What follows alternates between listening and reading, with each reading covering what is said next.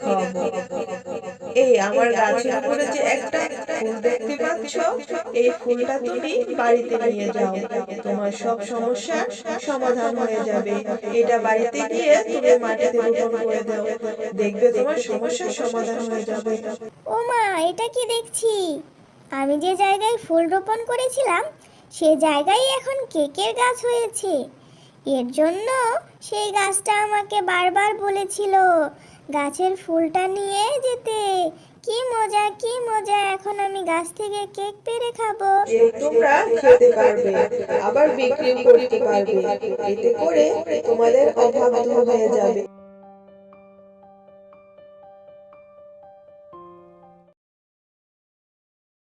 কি মজা লাগছে! আমার খুব মজা লাগছে। আজ মা আমাকে কেক খাওয়ার জন্য টাকা দিয়েছে।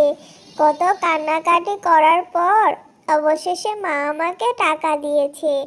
আমি মজা করে কেক খাবো। আহ, কি সুন্দর ঘ্রাণ আসছে! আরে আরে আরে, আমার এত সুন্দর শখ করে কেনা কেকটা মাটিতে পড়ে গেল। এবার আমি কি খাবো?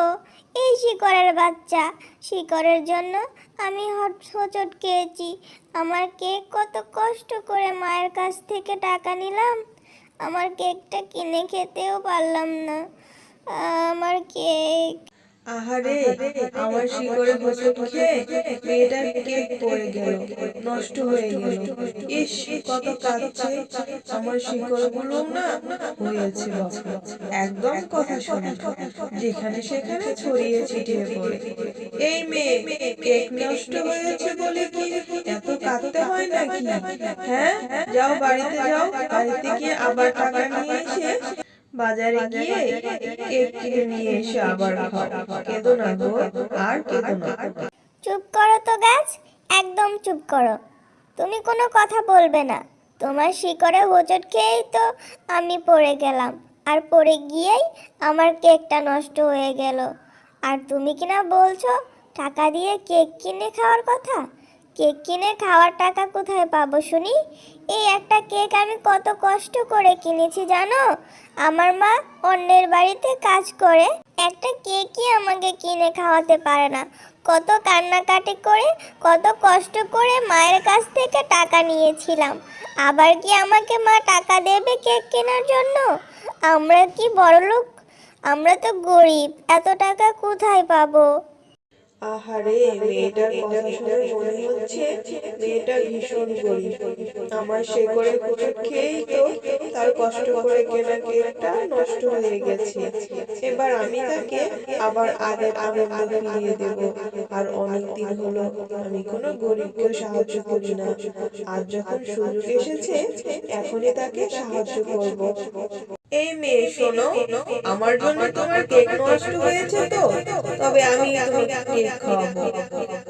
এই আমার গাছের উপরে যে একটা ফুল দেখতে পাচ্ছ, এই ফুলটা তুমি বাড়িতে নিয়ে যাও, তোমার সব সমস্যার সমাধান হয়ে যাবে। এটা বাড়িতে গিয়ে তুমি মাটিতে রোপণ করে দাও, দেখবে তোমার সমস্যার সমাধান হয়ে যাবে। ঠিক আছে, তুমি যখন এত করে বলছো তবে তোমার ফুল আমি পেড়ে নিয়ে যাব, আবার তোমার কথা মতো রোপণও করব। যাও।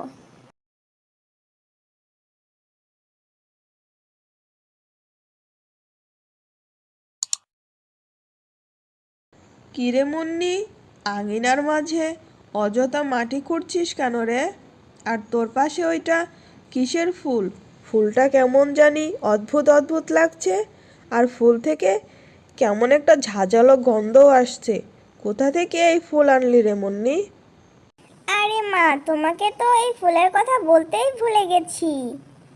এরপর মুন্নি তার মাকে সমস্ত ঘটনা খুলে বলল। তোর মাথা ঠিক আছে রে মুন্নি? এইসব কি বলছিস? গাছ আবার কখনো কথা বলে নাকি? শরীর খারাপ হয়েছে নাকি তোর? এসব উল্টাপাল্টা কথা বলছিস? শোন, এসব দিনের বেলা স্বপ্ন দেখা বাদ দিয়ে যা ঘরে যা, গিয়ে পড়তে বস। আমি পুকুর থেকে পানি আনতে গেলাম। গাছ নাকি আবার কথা বলে, মেয়েটার মাথা খারাপ হয়ে গেছে একেবারে। এরপর মুন্নি গাছের কথা মতো ফুলটি রোপণ করলো।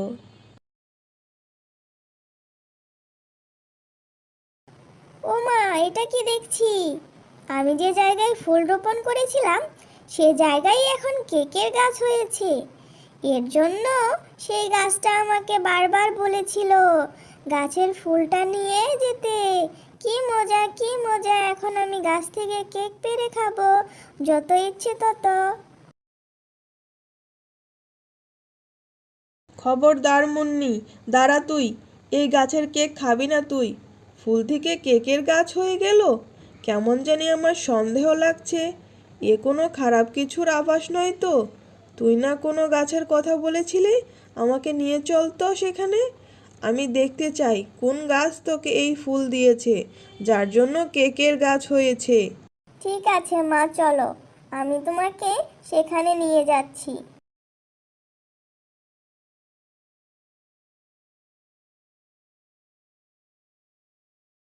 এই যে মা, এই যে এই সেই গাছ, যেই গাছটা আমাকে ফুল দিয়েছিল। এই গাছ, বলো তুমি আমার মেয়েকে কেন ফুল দিয়েছিলে, যা থেকে কেক ধরা গাছ হয়েছে? কোনো খারাপ উদ্দেশ্য আমার মেয়েকে ফাঁসাতে চাইছো নাকি? হ্যাঁ, নিশ্চয়ই এই কেক খেলে আমাদের কোনো ক্ষতি হয়ে যাবে। না না গো, তুমি সম্পূর্ণ ভুল বুঝছো আমাকে। তোমার মেয়ের মুখ থেকেই শুনেছি তোমরা নাকি খুব গরিব, তাই তো ওই ফুলের মাধ্যমে যে গাছ হবে সে গাছে কেক ধরবে, আর সেই কেক তোমরা খেতে পারবে, আবার বিক্রি করতে পারবে। এতে করে তোমাদের অভাব দূর হয়ে যাবে। আমার কোনো অসৎ উদ্দেশ্য নেই গো, বিশ্বাস করো আমাকে। সত্যি তুমি আমাদের সাহায্য করার জন্য কেকের গাছ দিয়েছো? তুমি খুব ভালো। আমি অবশ্যই গাছে ধরা কেক বিক্রি করব, আর আমাদের সংসারের অভাব দূর করব। তবে হ্যাঁ, ওই কেকের গাছে দুইবার কেক ধরবে, রাতে আর দিনে। দিনের কেকগুলো বিক্রি করবে, আর রাতের কেকগুলো ভুলেও ছুবে না, আর খাবেও না, বুঝেছো? যাও তোমরা এখন বাড়ি ফিরে যাও।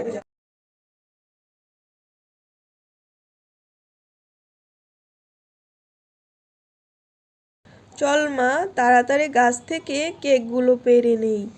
এই গাছে ধরা কেকগুলো বিক্রি করতে আবার বাজারে যেতে হবে।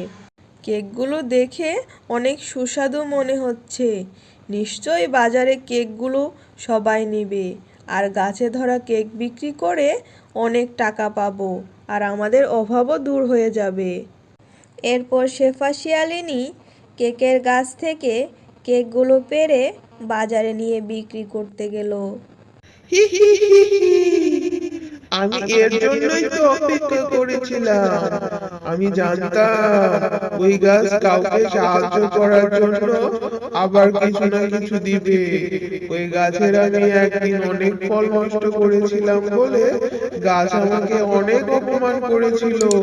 সে বলেছিল তার ফল বা ফুল দিয়ে নাকি গরিবদের সাহায্য করবে, এই বলে আমাকে তাড়িয়ে দিয়েছিল। সেদিনই আমি পণ করেছিলাম যদি কোনোদিন ওই গাছ সাহায্য করে সেই সাহায্য করা জিনিস আমি নষ্ট করে দেব। আজ ওই শেফার মেয়েকে কেকের গাছ দিয়ে সাহায্য করেছে, তাই না? দাঁড়া, দেখ সাহায্য করা গাছের কেক আমি খেয়ে সব নষ্ট করবো।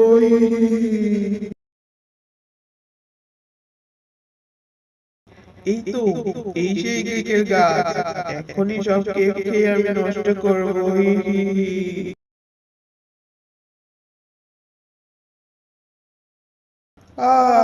এ কি হলো আমার? এ কি হলো? আমার মুখ দিয়ে রক্ত বমি কেন শুরু হলো? আমার ভিতরটা চলে যাচ্ছে গো। গাছে ধরা কেক খেয়ে আমার এ কি হলো? এ বাবা, আমাকে বাঁচাও! গেল রে, গেল রে, আমার ভিতরটা জ্বলে পড়ে ছাই হয়ে গেল। বাঁচাও, বাঁচাও আমাকে। আমি আগে থেকেই জানতাম আমি কাউকে সাহায্য করলে সে সাহায্য করা জিনিস নষ্ট করে দিবি, তাই তো বুদ্ধি করে ওই কেকের গাছে রাতের কেকগুলোকে আমি বিষাক্ত করে দিয়েছি। ঠিক হয়েছে, এবার উচিত শিক্ষা হয়েছে তো। কেকগুলো খেতে সত্যি অনেক মজা, আর কেকগুলো বাজারে অনেক ভালো দামে বিক্রি হচ্ছে। এবার আর আমাদের অভাব নেই মা। এরপর থেকে মুন্নি ও শেফা শিয়ালিনী অনেক সুখে বসবাস করতে থাকে।